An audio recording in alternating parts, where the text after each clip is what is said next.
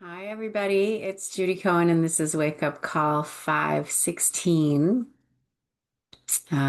Yeah, I hope everybody is staying well resourced or as well resourced as possible uh, in this moment. Um, my partner and I went to see Liz Cheney on Monday, and it was really inspiring to listen to a thoughtful, kind Republican who is deeply committed to the Constitution and the rule of law. It was really a breath of fresh air. So yeah, that was amazing. So we're walking the Noble Eightfold Path, right? We're always walking that path. And we've looked at wise effort, wise mindfulness, and wise concentration. And now we're exploring the sila or the ethical elements of the path. And last time we looked at wise communication. So let's start exploring wise action today. And as I mentioned last time, the premise of all three of the ethical steps on the path is the same. It's to do no harm, which means the invitation to us as humans and as professionals is to communicate, act, and work without causing harm. So that's the invitation and maybe also the challenge, right?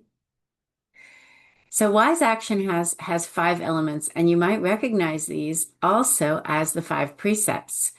Do no harm, take nothing that's not freely offered, don't misuse sexuality, don't engage with substances that impair the mind, and don't communicate unskillfully. And you can see that the last of the five is also the first of the three ethical steps, wise communication.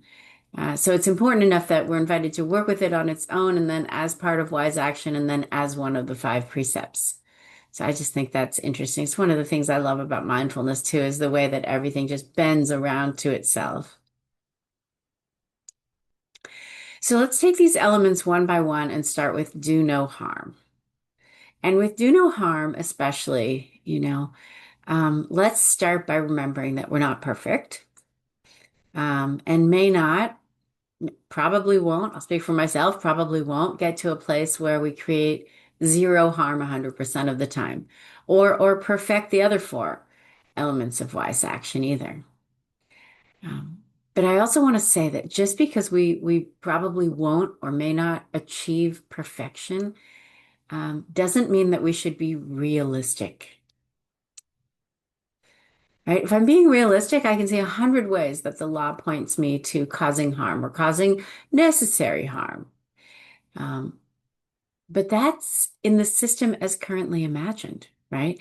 And while a good bit of this walk down the path is very much on the ground, or what you could say, the relative practice of mindfulness, right?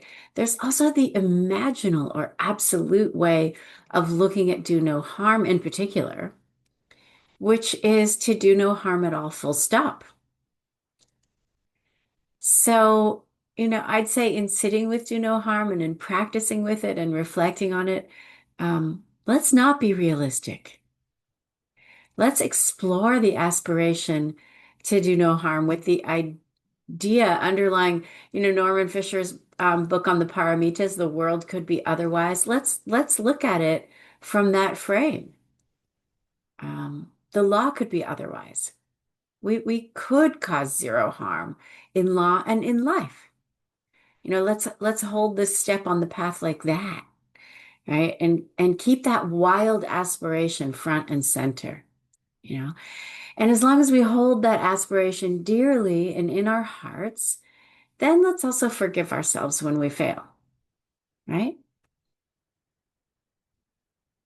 Okay, so with do no harm, there's physical, emotional, and spiritual harm as the kind of biggest perspective, the big bucket, personal and interpersonal perspective. And on those levels, there's there's those pieces. On the systemic level, there's also no oppression, no bias, no hate. And then if we pan back and consider how interconnected we are, which is completely, and how we belong to one another and we belong to the earth, um, there's no harm to the earth and there's no harm to non-human species, right? So these are the really big pan outs that we can look at, I think. So starting with person to person, physical, emotional, and spiritual harm. I've been kind of applying two inquiries. First, can we not actually cause harm? Can we not hurt anyone physically? Most of us probably live well outside of a circle of causing physical harm to others. But then again, have we checked in, right? Are our small or even what we perceive to be either warm or culturally acceptable physical encounters causing harm? What to me is an amusing fist bump might mean something entirely different to someone else, might feel like harm. So, how do we do that? Check in skillfully. How do we take in whatever information we get back and then change our behavior, right? Meaning, how do we honor what's welcome and what's not, no matter who sets those boundaries and no matter what the setting is? And can we also not cause emotional and spiritual harm? Or where does the yelling and the threats that feel almost like a part of the fabric of the legal profession, where do those fit in? And the win-lose structure and the associate partner ladder climbing structure and the endless billable hours structure, where there's no time to take a breath, let alone be outside in nature, sit in silence, sit a retreat, right? And the glass ceiling or what can feel like a concrete ceiling for women, for those who identify as BIPOC, for the queer community. Yeah. So on the systemic level, can we not? Okay, so that's personal, interpersonal. Sorry to jump forward so quickly. Then on the systemic level, can we not be the oppressor, right? The person who brings bias into the conversation or room or system. Can we be the person instead who does the work to to recognize, to see our own internal implicit biases, right? And who's aware of when hate arises and takes care not to let it inform what we say or do. And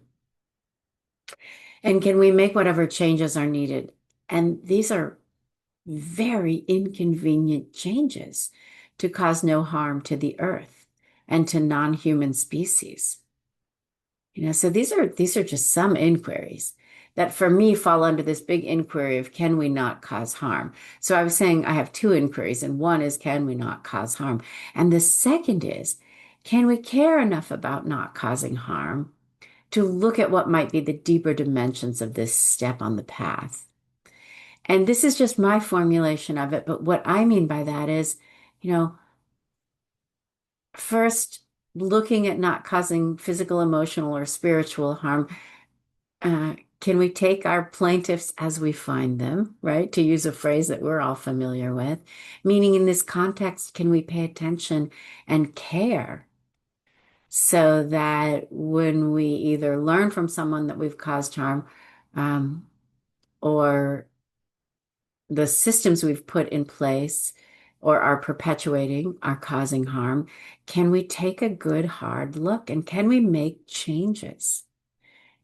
Right? Can we turn completely away from the what the careless, the callous, the self-serving concept that collateral damage has to happen if we're doing our job well, right? Or if we're living our life, and instead pay attention to the ways that we might be causing harm just by talking about someone or just by accepting the status quo. Right. And I mean, for me, this is so hard because it means I have to admit to myself that I'm causing harm when I want to see myself as somebody who would never do that. I want to see myself as somebody who would never do that. But in the law and in the world and in this moment, what if we had the courage to stop denying any harm we're causing on any level and the grace to love ourselves anyway. What might we discover?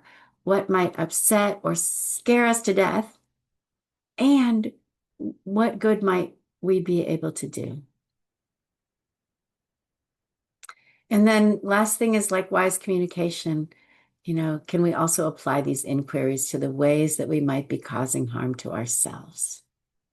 Right? Because to slightly misquote the texts, but hopefully for the good, we could search the whole world over and never find anyone more worthy of non-harming than ourselves.